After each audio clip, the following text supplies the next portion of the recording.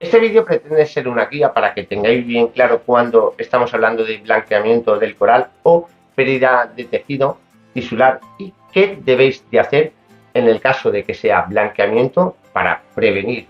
estas situaciones y saber cómo tratarlas. Pero debemos de saber que la diferencia entre blanqueamiento en un coral y pérdida de tejido, que sería necrosis tisular, llamada RTN o STN, depende de la velocidad que lleve esta,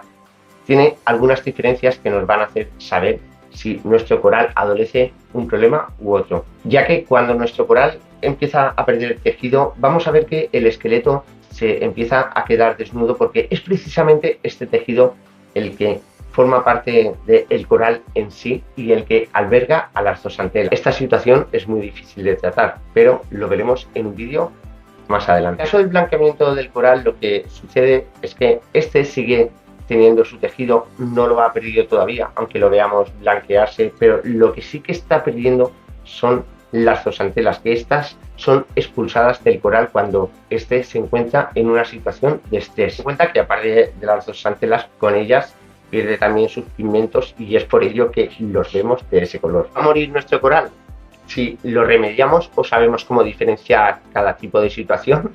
podremos salvarlo. Tocando los casos que nos vamos a encontrar en los cuales no sabemos si nuestro coral anda bien o mal de salud, vamos a empezar por las puntas blancas, que es el primer síntoma que vemos en nuestro coral. Quiere decir que se estén blanqueando, porque también pueden, en este caso, decirnos que nuestro coral está creciendo de manera activa, pero ¿cómo diferenciamos una de otra? Pues es súper fácil, porque cuando vemos puntas blancas en nuestro coral, vamos a notar si son de crecimiento, que en estas puntas de manera homogénea también van naciendo pólipos. Estos se van abriendo poco a poco camino y por tanto eso nos está indicando que nuestro coral está creciendo. ¿Cómo sabemos si nuestro coral, en vez de estar creciendo, está blanqueando las puntas? Pues lo primero, que al acercarnos y observarlo no vamos a ver pólipos en estas puntas blancas. Vamos a ver también con el paso de los días y con la aceleración del blanqueamiento que estas partes blancas se les van depositando algas, y esto en casi todos los casos se debe a un estrés oxidativo o exceso de iluminación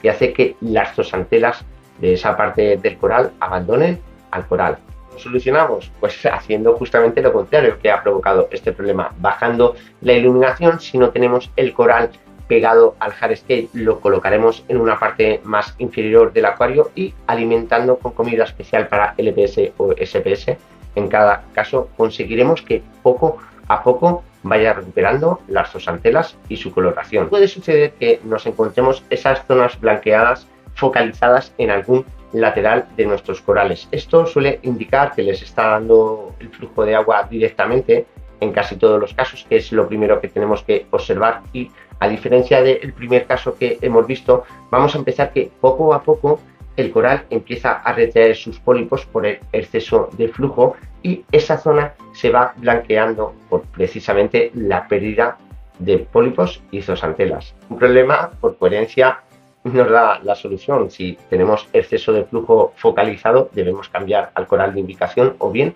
cambiar las bombas de dirección para que no lo molesten. La tercera variante que podemos encontrar a la hora de sufrir blanqueamiento es que estos puntos de blanqueamiento estén focalizados en la parte de dentro, en la de fuera, y que nada tengan que ver con un flujo directo de agua o una iluminación intensa, que es cuando debemos de empezar a barajar la posibilidad de que tengamos branquios, gusanos de fuego o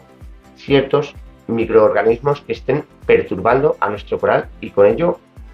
estresándole esa zona. Aquí lo más coherente es sacar a nuestro coral y o bien darle un baño de agua dulce durante 5 minutos para que los posibles parásitos se mueran, o bien una cosa que no va a fallar nunca es darle un baño de DIT, siempre siguiendo las instrucciones de cada fabricante en cada caso, sin pasarnos, porque si ya tenemos el coral estresado y le damos baños de DIT constantemente o sobreexcedemos esta técnica, podemos llegar a perderlo. La variante, por enumerar todas, en la cual podemos ver que nuestro coral se blanquea es cuando este lo hace por la parte de abajo, y descartando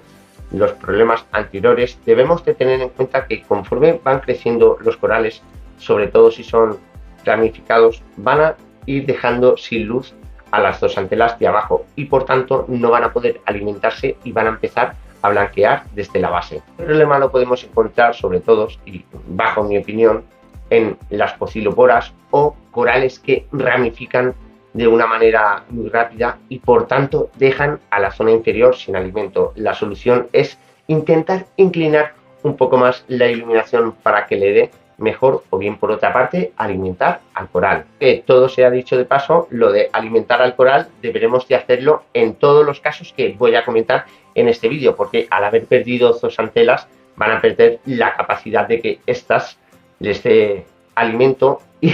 vamos a tener problemas si no los sobrealimentamos. Entendido todo esto, solamente me queda hablar de la quinta variante a la hora de que se nos blanquee un coral, que es la más fastidiosa en este caso porque sucede de la noche a la mañana y se nos queda una cara de tonto de qué demonios ha pasado. Pues aquí es donde tenemos que tener en cuenta los cambios bruscos que se hayan producido en nuestro acuario, ya sea de KH, calcio, magnesio, temperatura, salinidad o cualquier cosa que haya podido afectar y estresar de tal manera a nuestros corales para que hayan sufrido un estrés oxidativo y hayan expulsado a las zooxantelas. En estos casos la manera de actuar debe de ser más efectiva y más rápida, encontrando el problema que nos ha generado que de un día para otro se nos blanqueen nuestros corales e intentando alimentarlos y hacer que se estresen menos para no llegar a perderlos, porque esta última situación es la más complicada, cuando de la noche a la mañana o en pocas horas se blanquean y no nos quedan apenas tiempo para remediarlo.